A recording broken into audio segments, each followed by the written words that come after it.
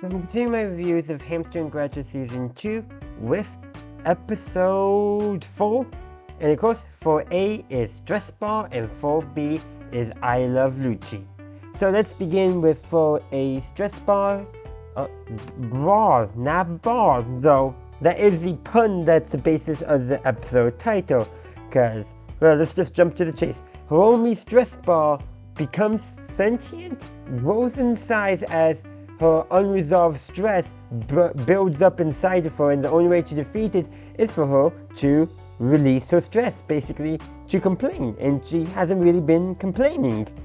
And should we just jump to why her stress ball is doing that? The aliens. Why they did that? Well, apparently the female one decided, to do that as somehow a way of sending a message to the male one voiced by Povenmire that he's not reading her emails. So wherever these aliens are, wherever they're playing this, they have email.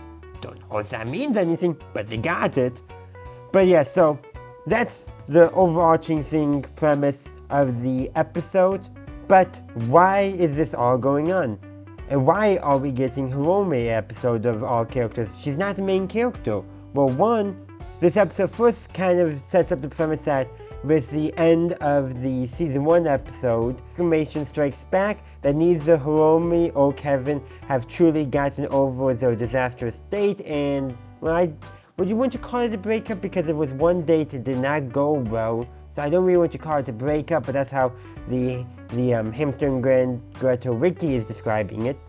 Doesn't matter, neither of them have gotten over it, and the stress, well, Hiromi's stress is piling up because she's like, on every committee, is like, even though she doesn't play, I think it's badminton, she still handles all the logistics for them. She's under a lot of stress and pressure. Not to mention she's being given an award. Not to mention Hiromi's being given a award at the high school, basically for the fact that she, gets a lot of stuff done and has a lot of, school pride and all that. And guess who's responsible for actually planning her own ceremony to give her the award? Herself, because she's on all the relevant committees for it. And leads those committees. Yeah, she probably should have delegated, and apparently the PA is also two-way because the principal can hear what they're saying. And actually, many schools, the PA system is two-way, though, most of the time you have to be pressing the send or the transmit button in order to do that. At least it was in my school. Sometimes the phones could do it too, but that's besides the point. The point is the principal can apparently hear back just when he's using the PA of all things. But like I said, things get resolved, she releases the stress, i.e. by complaining. That's how she does it. She has to admit what's stressing her, and that helps relieve her stress level. Hopefully she'll also take the step to, maybe reduce how much stuff she's doing, because that would also do a lot to relieve her stress as well. And also maybe if, Kevin and Hiromi, they really should probably talk about, why their date went so badly. And maybe tell Hiromi that, Hamster and Gretel happens to be Hamster and Gretel, his sister and pet hamster.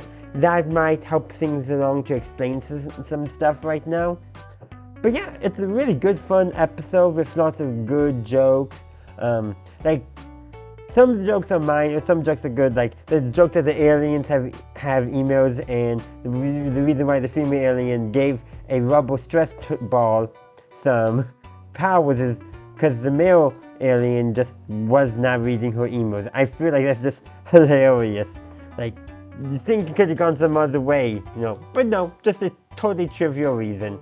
But let's move on to talking about 4B, I Love Luchie. So first of all, the title is a pun based off of the 1950s American TV show I Love Lucy. And that is a very much of a classic show. I really should watch it someday. Don't know why I haven't, but just a fun fact about I Love Lucy, it starred Lucille Ball, and she actually ran Desilu Studios, which is a studio that's behind Star Trek not the animated series, Star Trek the original series. So that's a connection to Star Trek there for you guys. But let's actually talk about the episode. So in that villain from a previous season, the luchador, moves in right next door to their house, and he has his new wife, a fashion designer named Connie. Of course, their parents are all about trying to make some friends. Apparently, they have trouble making friends and keeping friends.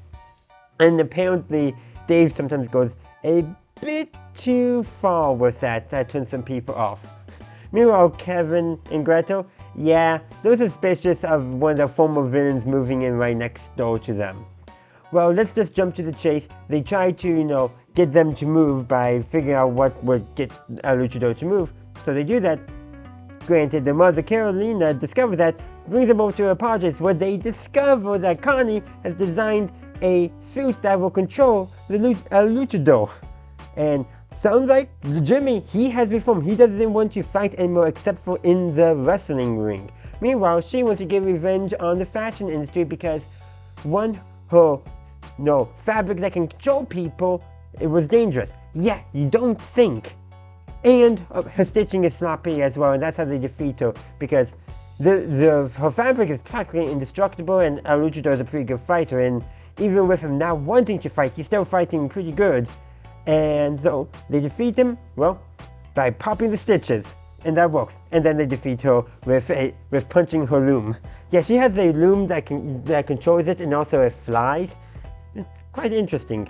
Oh, and by the way, during all this, Kevin is stuck in traffic. So we have at least one additional. So we got at least two villains who are no longer a villain. We have from the previous episode, the Destructress. Why is her name just forgetting me? Her actual name? Lowen. We have her, and now we got El Luchador. So we got two villains who no longer want to be villains, and are both moving away from villainy. So whenever this greater evil that's overarching season 2 actually pops up, they might have two additional allies to help them with dealing with that. But yes, just a person wanting to get revenge. So can I just say, Connie's plan seems like almost a Doofenshmirtz style plan. She has a perceived slight, so she lashes out. Though in Doofenshmirtz's case, what did you know? Because her undoing was her own fault. Her sloppy stitching. Just like the self-destruct button. If her stitching was better, if he didn't put the self-destruct button on, maybe their plans might have achieved for once. But no, they're cut from the same cloth. Granted, a lot of villains in Hamster and Gretel, Phineas and Ferb, which is of course just Dr. Doof, and then even Mal and Murphy's Law, a lot of them, they just have a perceived slight that causes them to turn to villainy. And some of them aren't really villains. Not all the time, but some of them, like Doof, the Destructress Lowen, seems like she was just trying to find her place and saw villainy was a chance. Others on the other hand, very different. But El Luchador too. I don't remember his episode, but he realized that villainy wasn't his way. He'd just be a good wrestler, and boom, things are solved apparently. But yeah, like I said, is that an analysis I intended to make? No. Is it one I thought of? Yes. But yeah, this is overall, both of these parts are really fun episodes. I think I like I Love Luchie a bit better, just because it does have that villain reform who actually has stuck to being reformed. Because sometimes you have a villain reformation and turns out the villain never actually reformed. I actually like seeing it occur. But of course, Stress Brawl is also a really important episode because it touches once again on Kevin and Hiromi's relationship and how they have not resolved the conflict that has resulted from their disastrous state in season 1. That's going to have to be solved, and I hope it will be in future episodes, but that needed to be re-established for season 2 in order for them to do whatever story they want to do with it. They needed to re-establish that date when disaster and now things are awkward between them. So that is where I'm going to end my review. I would love to hear your thoughts in the comment section down below. Real quick before I actually end the video, I can't believe I almost didn't talk about it. I caught about editing, so I was able to record this additional segment.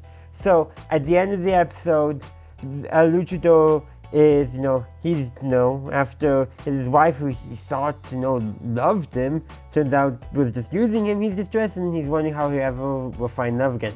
Well, apparently Hamster knows something in the TV industry, and they create a show called I Love Luchie, which is also the episode's title, but it's basically a Bachelor parody where the goal is for a luchador to find love. No, he bunch of single women. He TV show to find the one. Apparently it works, and apparently he has a locket with Dave in it because the friendship, the love he has with neighbor is different than the romantic love that he's looking for.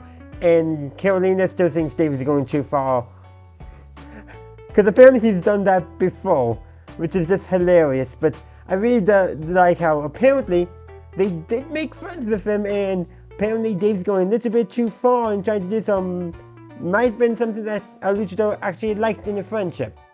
Weird, but hey, if it makes good entertainment, I'm here for it. Now I would like to hear your thoughts in the comment section down below. Thank you for watching my video. I do hope you enjoyed it. If you did, please be sure to give this video a like and share. Also, consider subscribing to my channel to stay up to date on all my latest content. In the meantime, thank you for watching, and as always, have a good day, a good night, wherever you are. May the force be with you, always.